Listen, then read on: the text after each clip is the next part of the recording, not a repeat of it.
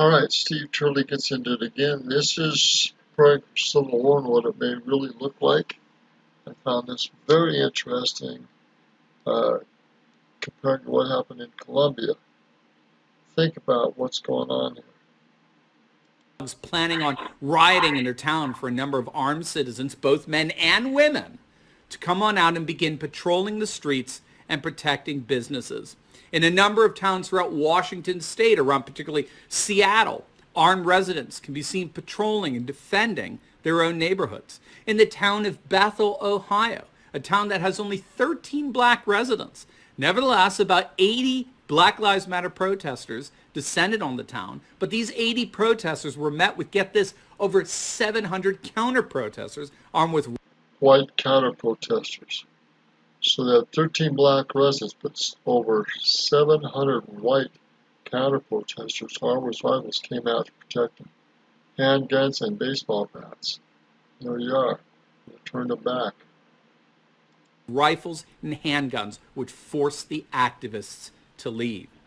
And as many have been predicting, all of this may, of course, be gearing up for an all-out civil war in our nation. But that, of course, leads to the question, what on earth would such a civil war look like today? It couldn't be a war between two armies like we had in the 1860s. Our armed forces themselves would have to split. I don't see any indicator of that happening, at least not at the moment.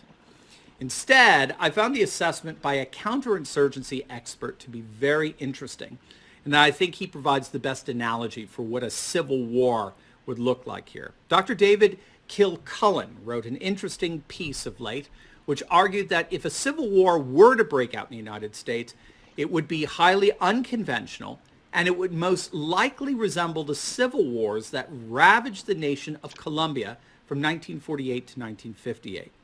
Interestingly, that civil war began with racial riots in Bogota over perceived social inequities. Also of interest is that those riots and the violence and destruction that characterized them were indeed exploited by their political parties, the Colombia Liberal Party as well as the Conservative Party, both of... Now listen to that and think about what he just said. You see the same thing going on here in the United States. So beware, it's not that far off to really happen here too. And that lasted 10 years in Colombia. Are we going to get into civil unrest and civil war in the United States for 7, 8, 10 years? Think about that. Of which mobilized their rural supporters to attack each other's communities. The police, interestingly enough, took sides, taking sides with the conservatives to take over areas where predominantly leftist sentiments reigned, which here in the United States would mean exurbs and suburbs, where exurbs and suburbs come in contact. What we would then be seeing is armed gangs basically taking over cities, while armed militias would be taking over exurbs, and the two would be fighting for control over suburbs as a buffer zone. So that's akin to what happened in Colombia. And all in all, more than 200,000 Colombian men, women, and children were killed before the military finally intervened in a coup to restore order. And just in case you were wondering, Colombia has since found peace and is currently governed by a pro-Trump nationalist populist president. So we'll certainly be keeping our eyes on how things develop here. But make no mistake, tensions in our nation are at an all-time high.